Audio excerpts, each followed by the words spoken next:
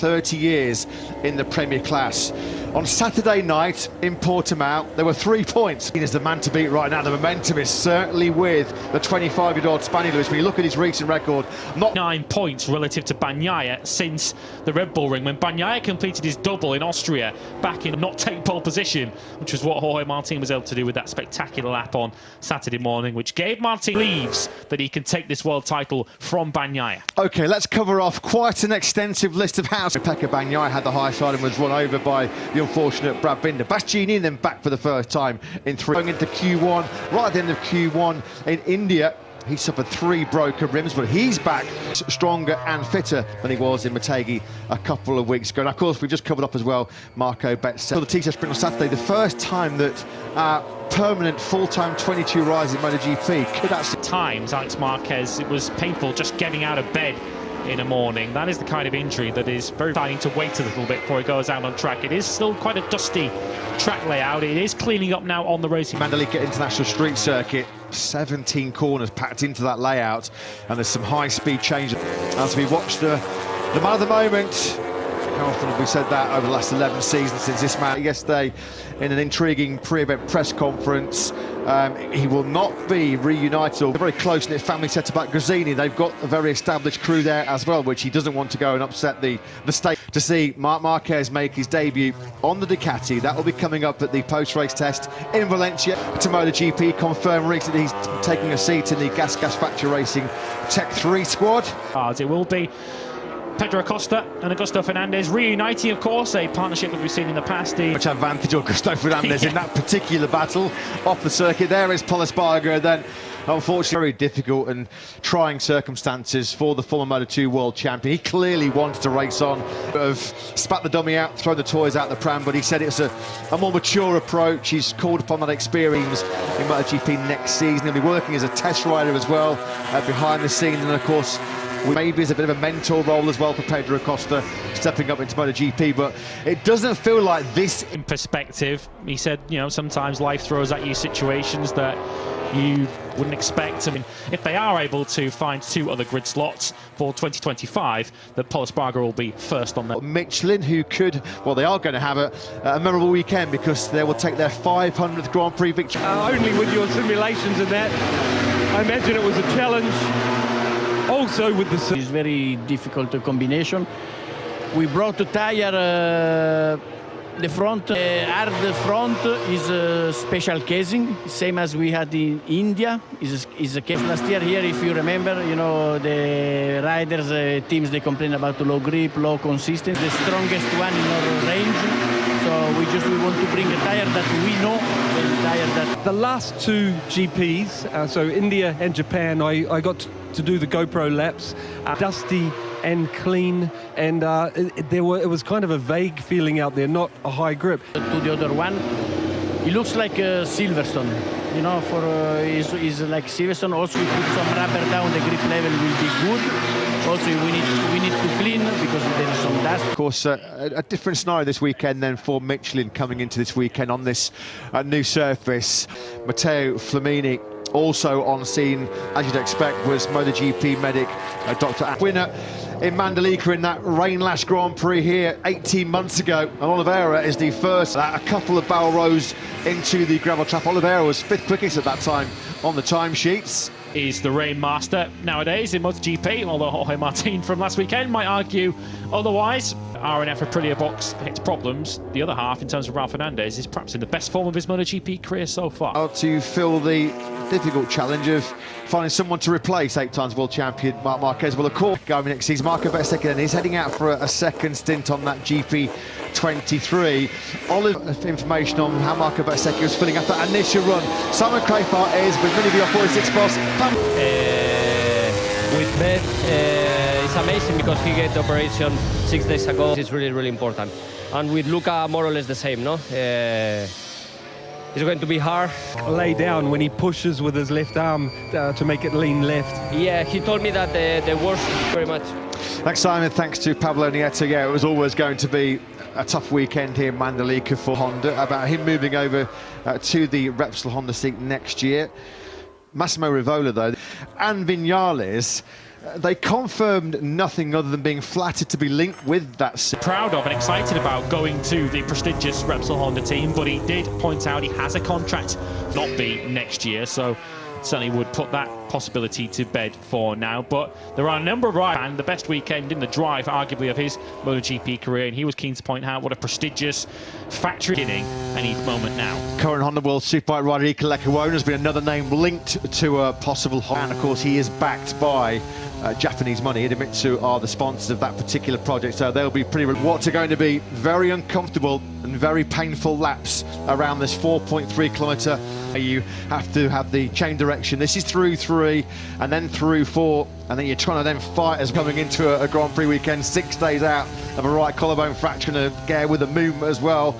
And is thinking about the race weekend as a whole in terms of how your bike is feeling, what changes you want to make to them. Firmly on his back foot. He's 20th at the moment, 2 seconds off the pace, and he is currently. Then at the moment, Luca Marini is making a pretty decent fist of it, very early stage, then obviously in the low 134. Then it's Bezzecchi in 17th.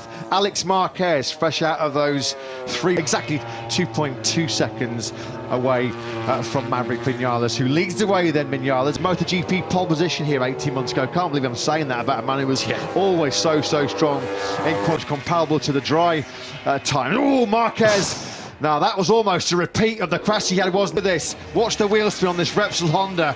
This would have been a big scare for Marquez because it was right there, wasn't it? Be now in these final 6 races of the season. We've already heard him talk this season about the risks that he's been taking, physical condition at long-term risk. Of course, it was that crash here last year in the war that saw the diplopia issues return. And of course, with this switch to Rossini Ducati coming, and of course his first test on that GP23 on the Tuesday position and 3rd place in the Tissot sprint.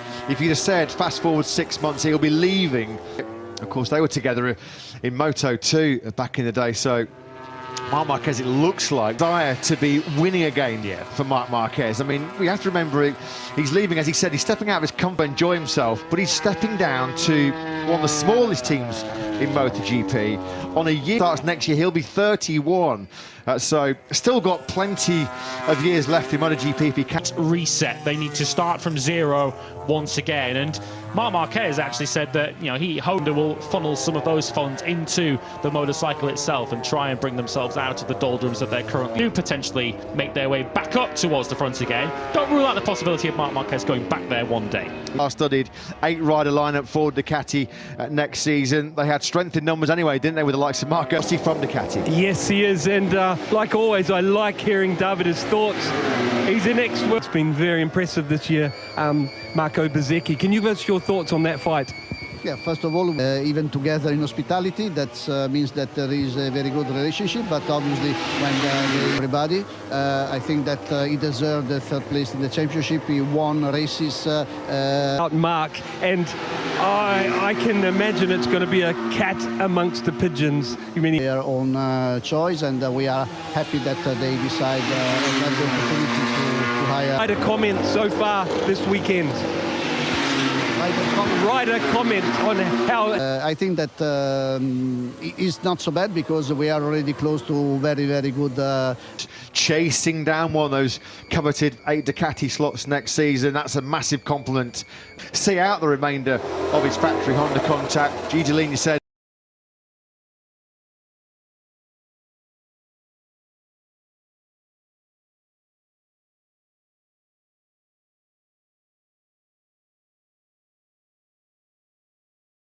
at the moment he's put in 10 laps, so 1:33.6 is the fastest of them. We've seen Alex Rins just exiting the pit. Marquez had his big high side last year. Quartararo avoiding the same fate this time. That's 4th gear, the topic of so many conversations over the last couple of months or so, and he's dominated the headlines here. A couple of hardcore Australian fans, actually, they've contacted me a couple of times on Instagram, so good to imagine there'd have been a significant checkbook opening for him, but yeah, he has decided to step up next year and deliver a much more competitive WiseStar M1. He's not going to hesitate as well to put... And exciting Valencia test that's to come. Of course, we've still got a title battle to play out yet in 2020. Marquez clearly feels he belongs to, which is why he's making the switch across to Grassini for next year. Testing back in Sepang.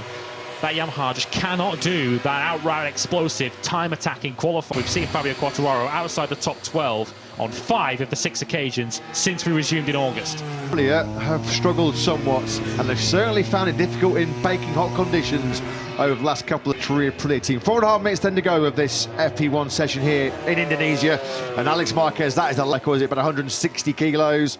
Yeah, he tips it in, and that is going to hurt with those 3. A fairy tale scenario, isn't it? The all Marquez lineup in the Gresini Ducati squad next. And it's not a lot. Jack Miller now has 2 carbon chassis. You know, he only had 1 in Japan. Pecco, his teammate, have been running, and also Jorge Martin. So now there's 3 of them out there on the Calyx chassis. So there's only, well, basically this is the first time that Alex is running the Calyx. Catalunya, like in Argentina, it's obvious that they work when the... Yeah, good observation that, Simon. Of course, 2 of Aleix Espargaro's 3 Grand Prix. Fabio Di Gianantonio, and he's doing a very, very good job of selling himself for 2024 right now. As he's 7th, 3rd at 132.572. It doesn't look like late on here, although maybe Jorge Martin might be. 82 lap of this session then. Martin finding his feet and finding his form once again. In a bit of a stressful week or so for Bezzecchi, in a stressful 24 hours getting himself out here to long. Stopping into that 2nd gear, turn 10. Not quite sure what's happened to Paul Espargaro this morning. Oh, and that is, he'd actually remarkably set the fastest 2nd split around this 4.3. 3rd gear, about 120 kilometers an hour as you flick it into that turn 11. 1 late on. Viñales does join him in those high 131s, but the Aprilia man at the moment, and then it is that will lead the way, although had it not been for that late crash for Marco Bezzecchi, it may well have been. and 3rd, Viñales from Espargaro. Frankie Morbidelli, despite that leery moment into turn 10, did set... Different breed, these guys, aren't they? Marco Bezzecchi 5 days ago was having surgery, which was really going to be testing that recovering right collarbone, but he had set the 2nd